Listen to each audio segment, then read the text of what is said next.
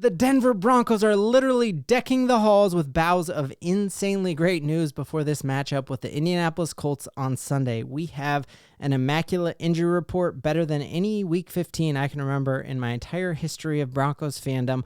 We have a crucial re-signing to a player that's our richest owner in sports, flexing his muscle. It's another re-signing in the season, and we see a hometown discount taken to stay with the Denver Broncos. We get further evidence that Sean Payton's culture is trickling through and permeating every nook and cranny of this Broncos locker room. We got a ton to dive into, and if you want to help me spread good tidings of great joy, helps me out a ton if you would smash that like and subscribe button. We have talked multiple times about how Sean Payton has totally flipped this culture. We've seen the players come out and back that up, with Zach Allen most recently saying that Sean Payton has changed the culture. And one of the things that was evidence of the Sean Payton culture change was last week, Bo Nix threw that interception, the deep target to Marvin Mims, and Sean Payton immediately jumped on his sword, jumped on the grenade, and said, hey, that was actually my fault, not Bo Nix's fault. It was definitely Bo Nix's fault. He shouldn't have thrown it. Sean Payton shouldn't have called it, but my point there was that Sean Payton is the type of leader who takes the blame for other people's mistakes, and that's the type of leader that you follow into battle with. Like, you want to be in the trenches with a guy like that. Imagine at work, if your boss takes the blame for some mistake that you make, you're going to be loyal. You're not going to be looking for other jobs, because that's the kind of leader you want to follow. And I said that because Sean Payton was confident in what he was doing and was setting the culture like that, that other coaches would follow, that the team would follow, and you would see that all the way through. And we see that on perfect display today as Vance Joseph gets up to talk about the 800-pound gorilla in the room, which was Levi Wallace's performance against Jerry Jeudy on Monday Night Football right before the bye week. Jerry Jeudy ate our lunch, and we looked horrible, and everyone in Broncos country was angry at Levi Wallace, expecting him to be cut, not Josh Reynolds. Well, Vance Joseph took a page out of the Sean Payton playbook and was like, hey, I want to set the type of culture where, like, it's from me on down. And so I loved seeing that Vance Joseph did that exact same thing. He jumped on the grenade and said exactly what Sean Payton said when he took the blame for Bo Nix's interception. He basically came out and said, if Levi Wallace didn't play a great game, it's because I didn't call a great game. Obviously, I didn't call a great game if he didn't play a great game, so it falls on me first. It falls on me first. So perfect evidence there that this team isn't about pointing fingers at other people. It's about, like, taking the blame on yourself. Levi Wallace came out at the same time and was like, hey, this actually was all on me.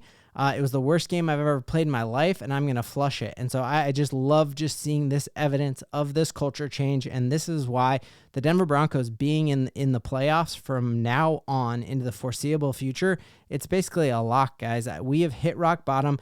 We are back to being a relevant team, and we're a relevant team because of our culture here, and that is phenomenal.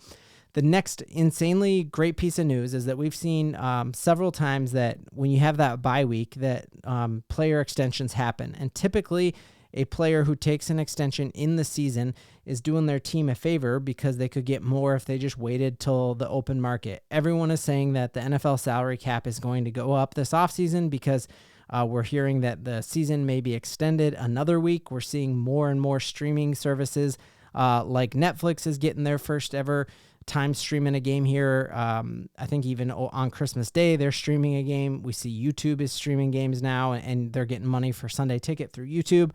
All of that, the NFL salary cap is just going to continue to go up. So if Garrett Bolles were to wait until this offseason, he would be getting his bag. He would be the top left tackle free agent.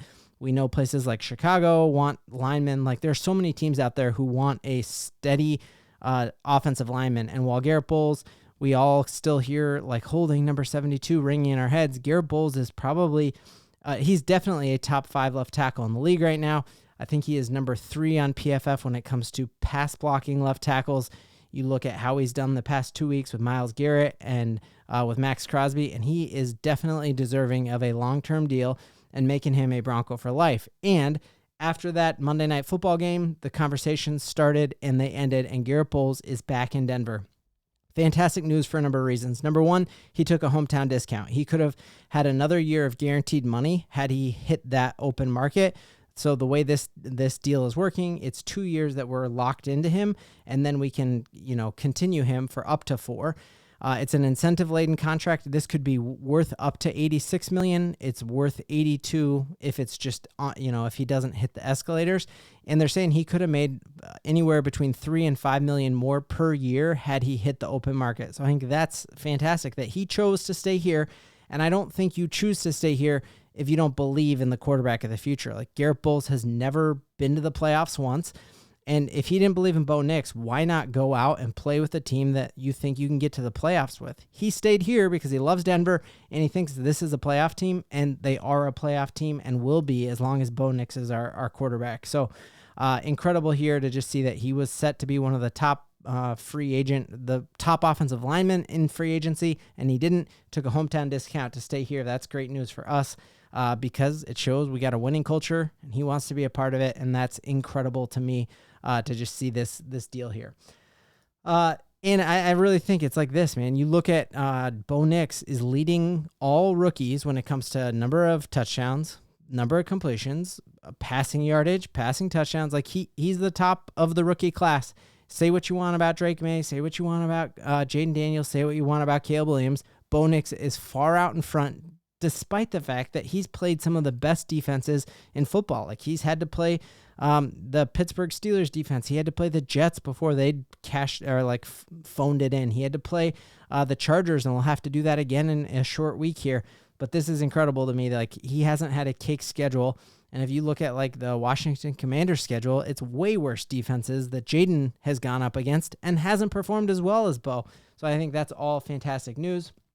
Last piece of news that the Broncos have great tidings of great news here for the Broncos is how insanely good our injury report is. So this shout out, respect my cause on Twitter here, pulled this together. Here was our injury report from week 15 last year. And if you went any of the past week 15s for like all of Broncos history, you would see something very similar to this, like just a ton of names. Like it's going to take you a bunch of scrolling on there to get to the bottom of it. And here is our injury report today. So phenomenal that Brandon Jones will probably play. Riley Moss, we're expecting that. He didn't practice yesterday. We still have high hopes that we get him back for the Chargers game, but this is just a sign that how Sean Payton is running things is working very well. This bye week came at the perfect time, and we are a healthy, hungry team moving in into the perfect part of our season to make a playoff push. Sire Bettinger, love all his work at Predominantly Orange and then what he does on Locked On Broncos. He came out and talked about like, hey, I think that the Broncos can use their injury report as a carrot to future free agents. Like, hey, we take care of our players here as well. That if you look at this, like we're healthy because we prioritize player safety. We put in brand new turf on the field all the time. Like we hire the best. Your nutrition's the best. We take care of our players.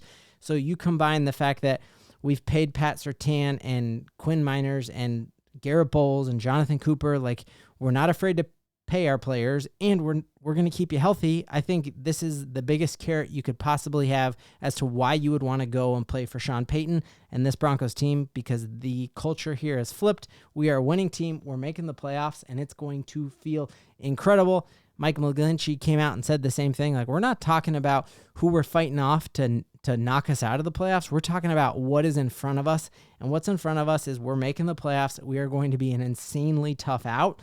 And that is a cold, hard fact and something we can all believe in. Woo! Let's go.